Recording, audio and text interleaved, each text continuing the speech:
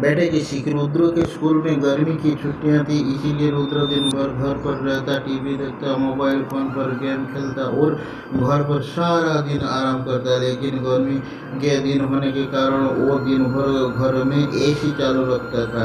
उसके माता पिता ने उसे समझाया कि ज़्यादा गर्मी हो तो थोड़ा एसी चला लो, बाकी समय पंखा काम कर सकता है। लेकिन रुद्र ने उनकी एक नहीं सुनता और पूरे दिन एसी चालू रखता था। मम्मी पापा उसे नाराज होते, उस पर गुस्सा होते, इसलिए वो घर में बवाल मचाता था। इस वजह से उसके माता पिता बेहोश थे। पूरे दिन एसी चलाने से बिजली का बिल अधिक आने वाला था। मम्मी और पापा इस बात को समझते हैं और वो तय करते हैं कि रुद्र को अलग तरीके से समझाना होगा। एक दिन माता पिता रुद्र से कहते हैं कि हम नया घर खरीदना चाहते हैं, चलो तुम हमारे साथ, हम प्लॉट देखने जाते हैं।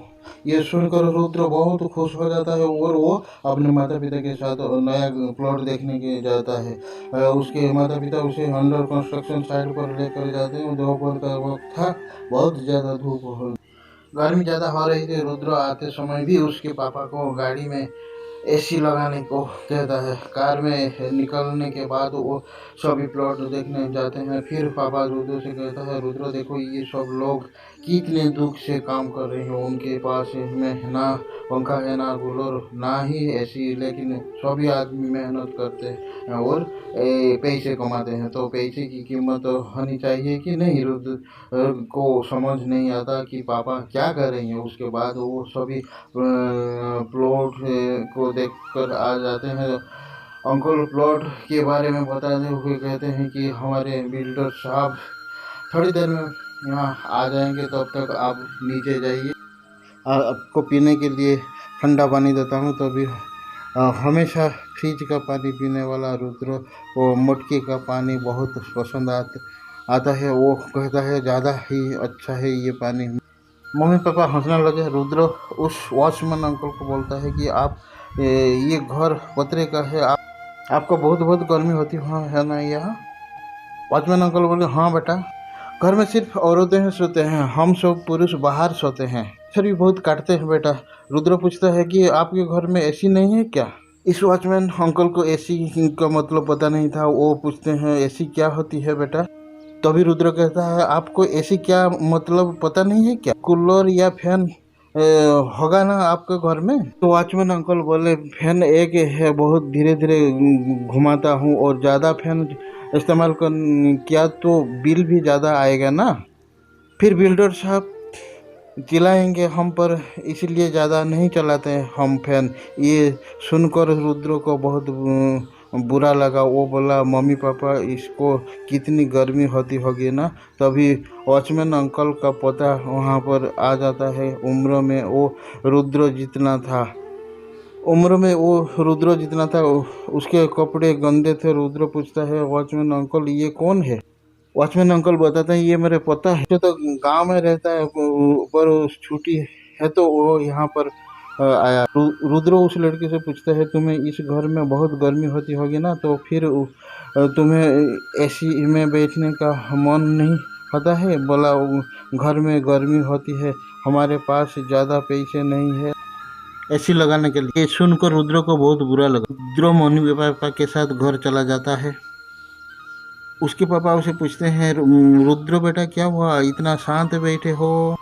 रुद्र बोला, पापा, उस वॉचमैन अंकल को और उनके घर के लोगों को, उस छोटे से मेरे जितने लड़के को घर में कितनी गर्मी होती होगी, हम उनके लिए कुछ कर सकते हैं क्या?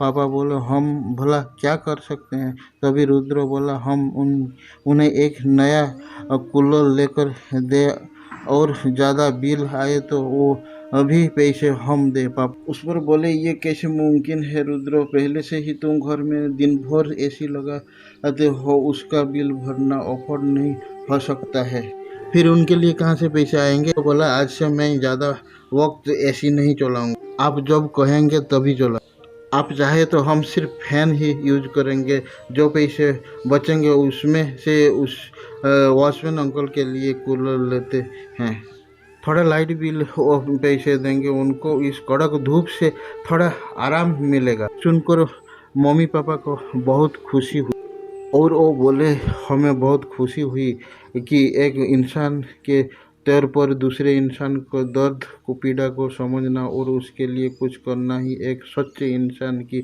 निशानी है और तुम ऐसा कर रहे हो हमें तुम पर बहुत ज़्यादा गर्व है। ये सुनकर रुद्र बहुत खुश होता है। उसी दिन के बाद वो एसी का स्विच ऑन नहीं करता और फैन से ही एडजस्ट करता है और उस वॉचमैन अंकल के लिए नया कूलर लेकर जाते हैं। उसे बहुत खुश हो। बच्चे तो बच्चे होते हैं, वो बचपना का शरारत करेंगे, हर चीज़ को वो ख्याल समझेंगे जब तक उसे अच्छे से समझा ना जाए। उनकी नादानी को उनकी जिद ना समझे गए। डांटने से पीटने से पहले खुद को समझा कि क्या आपने उन्हें अच्छी तरीके से जैसे उनको समझने में आसानी हो वैसे समझाया क्या। Hi friends.